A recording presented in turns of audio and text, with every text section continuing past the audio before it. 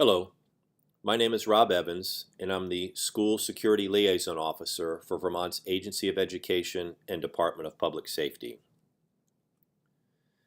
This facilitated dialogue is designed to initiate a conversation about how your school would conduct a family reunification after your school had to be evacuated, and to familiarize participants with current school emergency response plans, policies, and procedures. Please keep these things in mind while conducting this exercise. This is not a test. This dialogue is intended to open the lines of communication in a low-stress environment. Responses to questions should be based on current response capacity. If there are capacity challenges identified during the exercise, they should be added to a list of action items for future planning initiatives. And fight the problem, not the scenario. This conversation is the ideal setting to consider different response approaches and suggest improvements to current resources, plans, and training.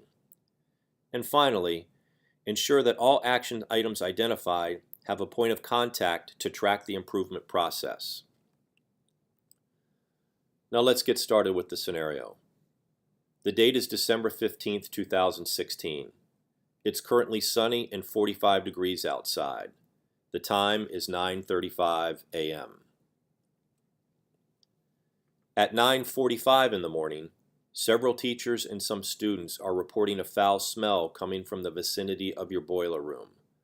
A light-colored haze begins to fill the hallway near this location, and some of your students are complaining that their eyes are watering and they feel a burning sensation in their throats. Please review the following questions and do not advance to the next slide until your conversations are complete.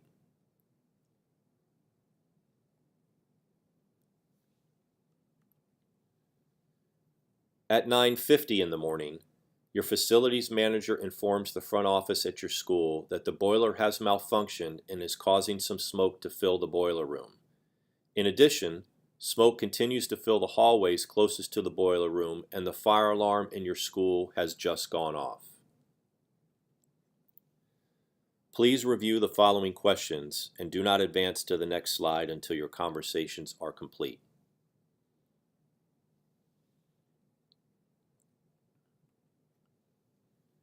At 10:15 in the morning, the evacuation of your school is complete and all staff and students have been accounted for. The fire chief is advising that the school cannot be occupied for several hours and is asking school administrators to move all building occupants to an alternative site. The chief is advising that the school may not be able to be reoccupied until after 2 o'clock in the afternoon. The chief suggests to your staff that you may want to consider canceling classes for the rest of the day and to consider starting the family reunification process. Please review the following questions and do not advance to the next slide until your conversations are complete.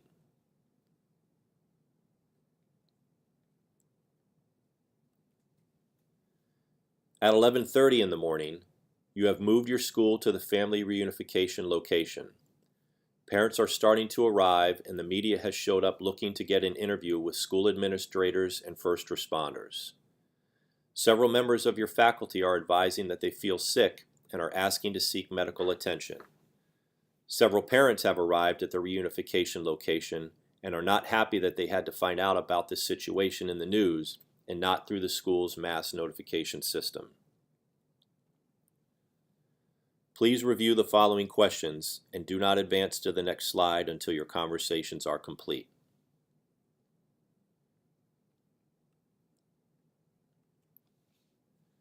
And after completing this exercise, here are some additional considerations to think about. What additional incident command training has been identified for school staff to attend? Does your school have more than one person trained to use your mass notification system?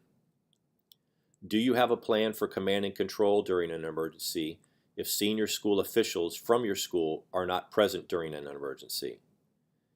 Have you ever trained with local first responders on how to deal with a situation like this? Does your local school bus company have contingency plans in place to assist with immediate transport needs during a situation like this? And what plans are currently in place for keeping staff past the end of their work day? If you have any questions about this scenario or other school emergency preparedness efforts, please feel free to give me a call anytime. And thank you for participating in this exercise.